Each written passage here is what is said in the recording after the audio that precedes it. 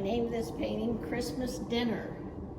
This painting is based on a photo taken by my friend Janelle Smith while she was out feeding her cattle in a blizzard. I absolutely loved the entire composition. It has a very Christmas feel to me.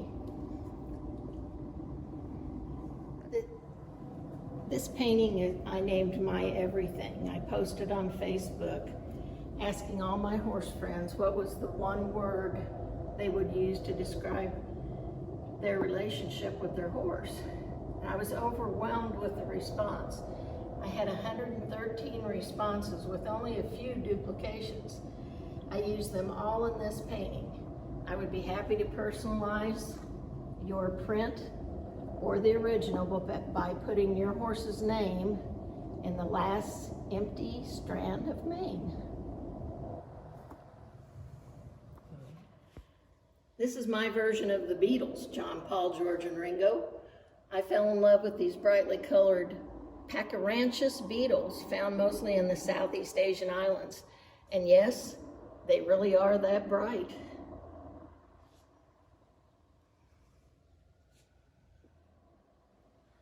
I did a poster out of the 4 Beatles, John, Paul, George, and Ringo. Ringo's the one that has the rings all over his back. And these are the #1 print in the series, in the red and in the white. And they will be a collector's item. And there too. Bad Moon Rising. Longhorns are one of my favorite subjects. This is a more modern take on the theme. A combination of realism and fantasy.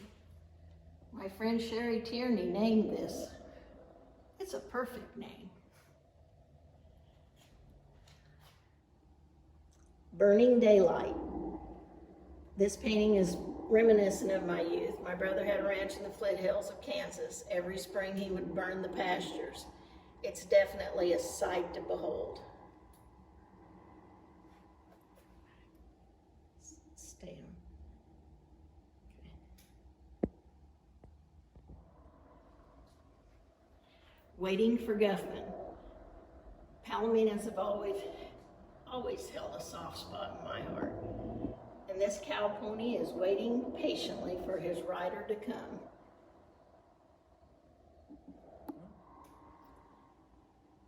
This painting was done of my friend Sherry Tierney's longhorns, Zeus and Tallulahbelle. Doesn't everybody want their very own blue longhorn? My brother had a ranch in the Flint Hills, and I was always just in awe of the vistas. And it's hard to describe the feeling of watching a giant thunderhead roll across the Flint Hills prairie. It's such a majestic sight, scary and awe-inspiring at the same time. Holly Lake was the favorite makeout spot in high school. The Holly Lake Monster delighted in creeping around and terrorizing all the kids in the whole neighborhood in general. It's been many, many years ago, and their identity is still up for grabs. I have 3 suspects. Maybe the crown was passed down and it was all 3. Does anybody know for sure? This painting is named Driftwood, and it's after one of my brother's good brood mares. She's just the most beautiful blue roan. And she's standing out there in the pasture with her Palomino buddy. This is the first in a series of street lights that my great nephew Austin Lockery and I did together. He drew the images and I painted them. This street light is one of the new street lights around the square at 15 East Kansas.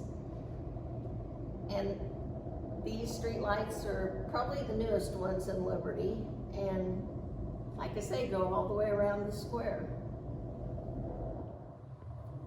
This is the second in our series of Liberty street lights. This one is at 110 East Kansas. These street lights, this particular street light's at least 100 years old. I found pictures of the square in 1921, and they were there then. I think most of them got taken out by the tornado in 2003. This one is at 110 East Kansas. This is the third in the series. This is probably my favorite one.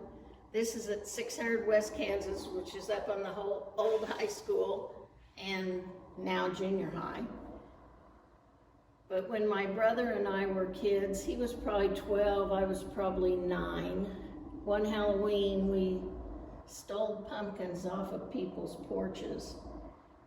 And I stood on Andy's shoulder and stuck the pumpkins on the spikes on top of these street lights all the way down Franklin Street.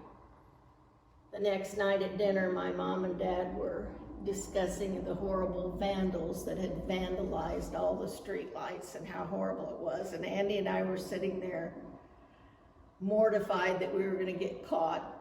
And anyway, we never fessed up for probably 40 years, at least.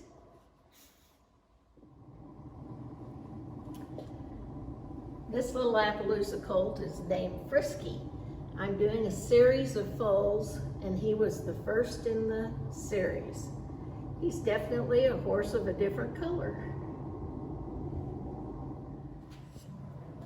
Someone to watch over me / marriage. There's a lot of symbolism in this one. So many pieces that don't quite fit together. Lego bricks trying to hold things together, along with little tabs.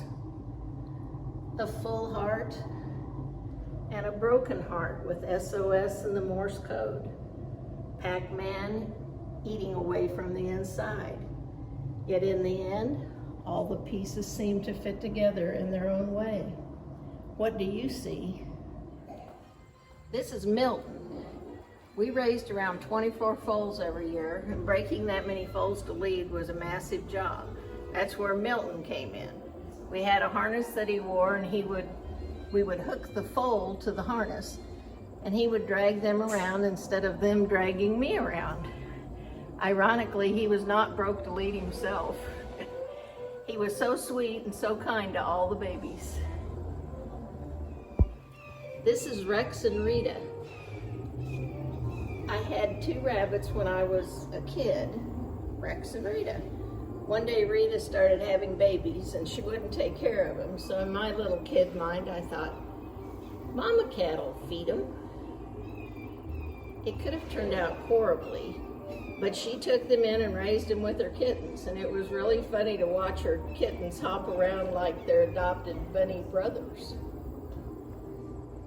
This is painted from memory. My family had a ranch in the Flint Hills, and I was always just in awe of the clouds and the vistas, and it was always just so peaceful.